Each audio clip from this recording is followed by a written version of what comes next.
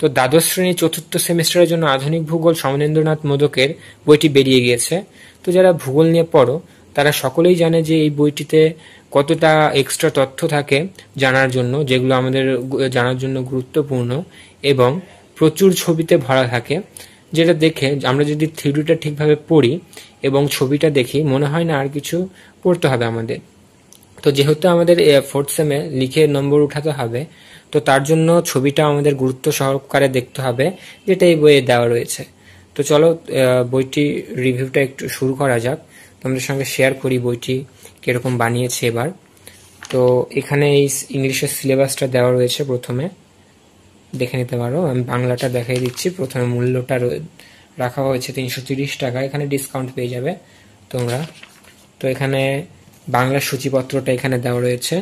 তো এখানে রয়েছে ফিজিক্যাল জিওগ্রাফি থেকে রয়েছে, আমি একটু জুম করে দেখানোর চেষ্টা করি। ফিজিক্যাল জিওগ্রাফিতে প্রথম ইউনিটে রয়েছে ভূগঠন অর্থাৎ জিওটেকটনিক, তারপরে রয়েছে জিওমরফিক প্রসেস অর্থাৎ ভূমিরূপ গঠনকারী প্রক্রিয়া, তারপরে রয়েছে সাইকেল অফ এরেশন ক্ষয়চক্র দেওয়া রয়েছে, তারপরে চতুর্থ ইউনিটে বায়ুমণ্ডল অর্থাৎ অ্যাটমসফিয়ার, পঞ্চম ইউনিটে বায়ুমণ্ডল হাইড্রোস্ফিয়ার, ষষ্ঠ ইউনিটে জীবমণ্ডল বায়োস্ফিয়ার।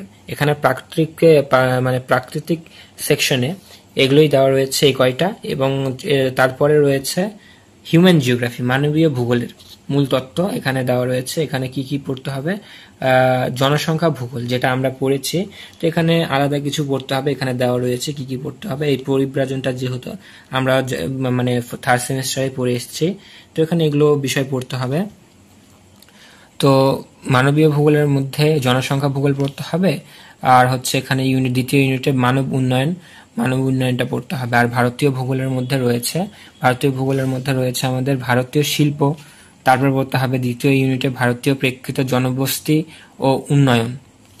তারপরে তৃতীয় ইউনিটে রয়েছে নির্বাচিত বিষয় ও সমস্যার ভৌগোলিক দৃষ্টিভঙ্গি দেওয়া রয়েছে। তারপরে নমুনা প্রশ্নপত্র রয়েছে লাস্টের দিকে কিছু। তো এখান থেকে আমাদের প্রথম অধ্যায় শুরু হয়েছে।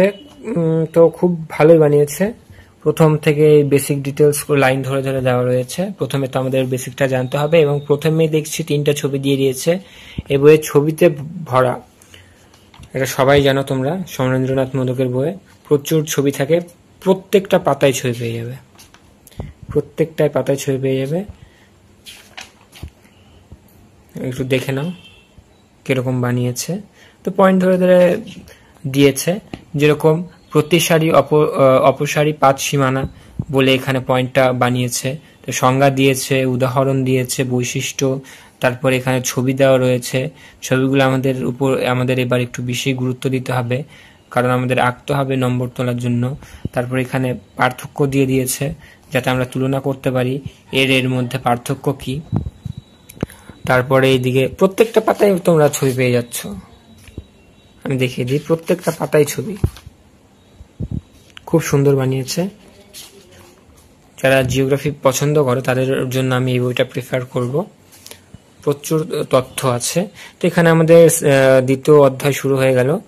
ভূমিরূপ গঠনকারী প্রক্রিয়ার মধ্যে আমরা ক্লাস 10-এ পড়ে এসেছি। ওর মধ্যে বহির্জাত প্রক্রিয়া, আরোহণ প্রক্রিয়া রয়েছে, এদিকে পার্থক্য রয়েছে, জেনে রাখো বলে এখানে দিয়েছেন অগ্নিভবন, পর্যায়ন প্রক্রিয়া, ফলাফল, সব পয়েন্ট ধরে ধরে দেওয়া রয়েছে, বৈশিষ্ট্য, ফলাফল। একটু দেখে নাও তোমরা। আরোহণ প্রক্রিয়া রয়েছে,